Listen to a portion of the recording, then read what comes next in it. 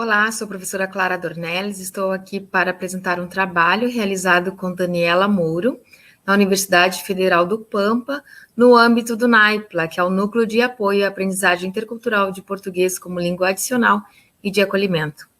O título do nosso trabalho é o Processo de Alfabetização de Refugiados Sírios Adultos no Interior do Brasil. Partimos da constatação de que o número de refugiados e imigrantes vem crescendo no Brasil nas últimas décadas. Hoje são cerca de 3.800 sírios refugiados, segundo o Alto Comissariado das Nações Unidas para Refugiados no Brasil. O nosso contexto de ensino e pesquisa se desenvolveu no âmbito do Programa Idiomas Sem Fronteiras, o ISF, com o incentivo das políticas linguísticas locais da nossa universidade. Entendemos que o ensino de português como língua de acolhimento, que aqui chamaremos de PLAC, envolve a compreensão de história, cultura, condições psicossociais e aspectos linguísticos necessários para a vida dos imigrantes e refugiados na nova sociedade, na qual estão se inserindo. Nossos alunos que participaram desta pesquisa foram 2 sírios adultos em processo de alfabetização em português. O objetivo específico da nossa pesquisa foi analisar a mobilização dos conceitos de interculturalidade e de gêneros do discurso na implementação de material didático produzido para alfabetizar sírios adultos. Esses materiais foram produzidos também por nós em um momento anterior da pesquisa. O referencial teórico envolve a compreensão do ensino de PLAC na perspectiva da língua como prática social, em que optamos pelo ensino por tarefas e atividades por meio de gêneros discursivos. Então, por trás dessas escolhas está a nossa compreensão de que o ensino de PLAC deve ocorrer associado à reflexão sobre as práticas de linguagem das quais os estudantes refugiados precisam participar nas suas vidas. O que é importante para eles na vida cotidiana de uma maneira mais imediata. Trata-se, sim, de uma questão de uso da língua para fins de sobrevivência. O referencial teórico também inclui nossa reflexão sobre interculturalidade, no ensino de PLAC, a partir desses autores citados, e sobre a alfabetização de adultos. E aqui consideramos o histórico de Freire, que vai nos informar, por exemplo, sobre a questão de que é importante no ensino da alfabetização para adultos, considerar temas relevantes para eles, né, e como fazer isso. Então, partimos das orientações de Freire e também das considerações de Gadotti, que nos lembra que, embora seja um ensino racional, é importante que seja um ensino que afete, que de alguma maneira integre professor e aluno em diálogo, como também diz Freire, e como também incentivam os nossos autores, nos quais nos baseamos para a reflexão sobre interculturalidade, que aqui vai ser compreendida justamente como esse encontro entre pessoas que falam de lugares históricos, socioculturais distintos, mas que estão ali, tentando conviver num momento específico de uma prática situada, que é a sala de aula. A nossa metodologia está inserida na linguística aplicada de caráter qualitativo interpretativista. O procedimento utilizado foi a pesquisação. Os nossos participantes foram Habib e Mohamed, aqui escolhemos pseudônimos para eles. Habib é pai de família, de 43 anos na época, Mohamed, 38 anos, solteiro com pouco contato com português. Na época, fazia cerca de 4 anos que eles estavam no Brasil. Os alunos assinaram o termo de consentimento para o uso dos dados, incluindo imagens. As aulas ocorreram de agosto a novembro de 2018. A nossa metodologia incluiu, além da produção da unidade didática, que não vai ser nosso foco aqui hoje, incluiu também transcrições das gravações e fotos das aulas, em que a unidade foi implementada, diários de campo gravados em áudio e transcritos, produções dos alunos, seus diários escritos em casa e tarefas propostas em aula. Os diários de campo gravados em áudio eram da professora, a professora pesquisadora, nesse caso, também coautora deste trabalho, Daniela Mouro. O nosso foco aqui nesta pesquisa, neste recorte, vai se dar sobre as atividades, ou seja, sobre o que acontecia na sala de aula no momento de implementação das tarefas. A análise se deu, então, nesses momentos em que foram implementados os 3 módulos da unidade, que foram intitulados Conhecendo o Alfabeto e as Sílabas, em que a temática foi o trabalho, Palavras, Contextos e Significados, em que a temática foi o convívio social e trabalho, Primeiros Textos, em que a temática foram interesses pessoais.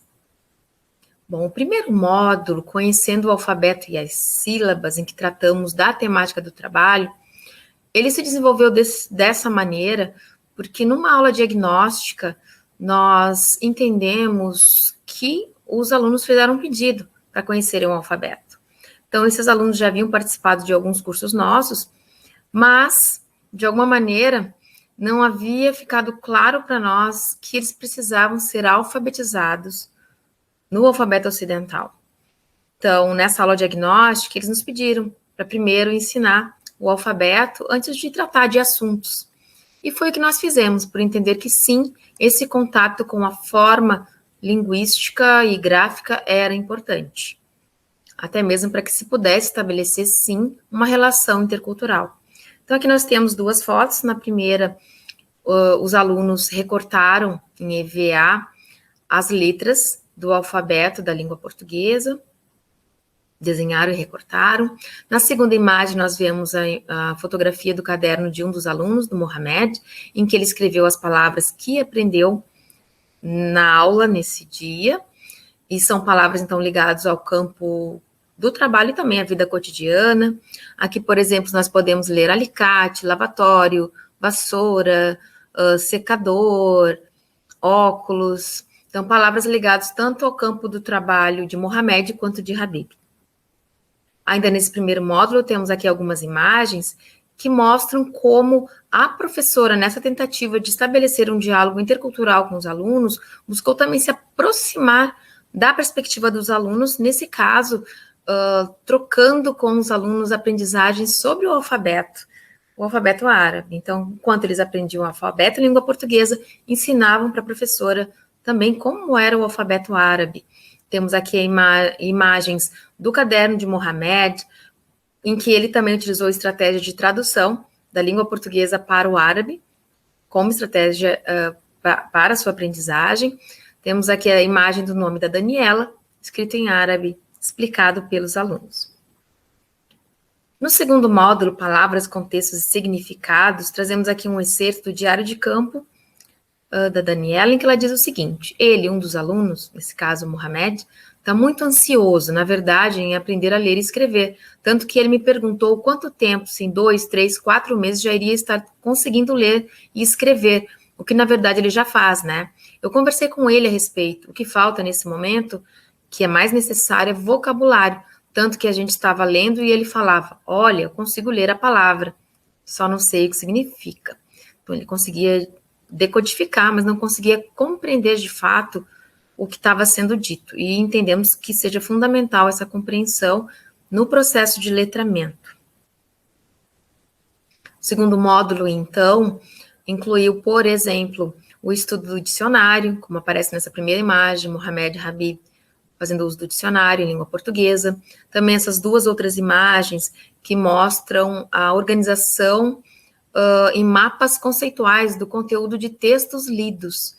Então, a professora entendeu que era importante trabalhar campos lexicais com os alunos. Levou textos que eles leram e que sintetizaram, então, com esses mapas conceituais. Um dos textos era um anúncio que falava tratava, na verdade, de questões do cotidiano. Então, por exemplo, falava de elementos, campo lexical ligado à cozinha, à vida doméstica. O segundo texto falava do campo lexical ligado às relações de gênero. Ele era um infográfico falando de mulheres na sociedade. Então, campo semântico que se referia também à vida da família, mas, sobretudo, a vida e a relação na vida entre os gêneros. Depois da leitura desse texto, houve um conflito intercultural em sala de aula, em que aqui destaco a conversa de Habib com a professora, em que Habib conta que na Síria, quem paga na hora que vão no restaurante é o homem, não a mulher. A mulher trabalha, mas quem geralmente paga as contas é o marido. Não existe isso de dividir as contas como acontece no Brasil, como ele diz aqui. Aqui no Brasil, só eu acho isso. Quando um casal entra no restaurante, cada um paga sozinho a conta. Por que isso? Nós não tem essa coisa. A professora pergunta, o que você acha disso? Você acha isso, dividir a conta, bom? Não, nós faz uma família porque eu pago sozinho, ou mulher paga sozinha? Eu pago sozinho, eu pago. E por que não a mulher sobre pagar a conta, né? A professora pergunta. Então, aqui, na verdade, há um conflito intercultural que a professora também consegue mediar na medida em que ela faz os questionamentos ao aluno, ela, de alguma maneira, implicitamente demonstra, questiona essa posição, mas ela também não tem a palavra final, né? Isso é agir interculturalmente. Então, é respeitar a visão do outro, mas não deixar também de se posicionar diante desse processo de diálogo. Bom, o segundo módulo culminou com a produção de textos dos alunos, de textos de anúncios ligados ao seu campo de trabalho. Habib fez um anúncio do seu salão de belezas, que ele trabalhava, enquanto Mohamed fez um anúncio ligado à sua área, a área de construção, sobre porcelanato líquido. Então, aqui nós podemos perceber que a culminância desse trabalho, que se iniciou lá no primeiro módulo com letras, foi justamente a produção do texto. Então, já no segundo módulo, os alunos produzem textos de gêneros discursivos que podem, sim, circular de fato nas suas vidas, pois eles podem enviar esses textos pelo WhatsApp. E isso foi colocado no momento em que os alunos iniciaram essa produção. O terceiro e último módulo foca nos primeiros textos. Na verdade, como eu disse antes, os textos já estavam presentes nos módulos anteriores, mas aqui o foco maior nessa produção. Optou-se por iniciar com os alunos o trabalho a partir de listas, porque os alunos realmente têm muito interesse, os alunos sírios, na parte da culinária, e essa questão do supermercado sempre é muito presente, né, como demanda de aprendizagem, vocabulário e práticas de supermercado, como demanda de aprendizagem no ensino de PLAC. Isso foi considerado pela professora. Uma das produções dos alunos foi a receita de tabule. Então, os alunos trouxeram elementos do seu conhecimento prévio, da sua cultura para a sala de aula, ensinando a professora a fazer tabule. E temos ainda também no terceiro módulo a produção de uma conversa que seria como uma conversa no WhatsApp. Aqui nós temos uma visão também de que a atividade na sala de aula demonstrou que a tarefa deveria se organizar de uma maneira diferente, porque a professora pede na tarefa que os alunos escrevam contando para alguém onde eles moram, indicando a localização, e os alunos, na verdade, desenvolvem conversas que seriam no WhatsApp com pessoas que, por exemplo, no caso de Habib, alguém que estaria querendo marcar uma hora no salão. E no caso de Mohamed, uma pessoa com quem ele teria uma relação pessoal e amorosa. Então, os alunos trouxeram seus interesses para a sala de aula, aqui também nesse exemplo, como aconteceu anteriormente, como eu demonstrei nos módulos anteriores. Passando às nossas considerações finais, entendemos que as atividades em sala de aula ocasionaram diálogos, conflitos interculturais e nem sempre atenderam às tarefas propostas. A professora, teoricamente fundamentada, mobilizou os conceitos de interculturalidade e gêneros do discurso em momentos de ensino relevantes para sua formação docente, reconhecendo o ponto de vista de seus alunos e reelaborando suas estratégias de ensino.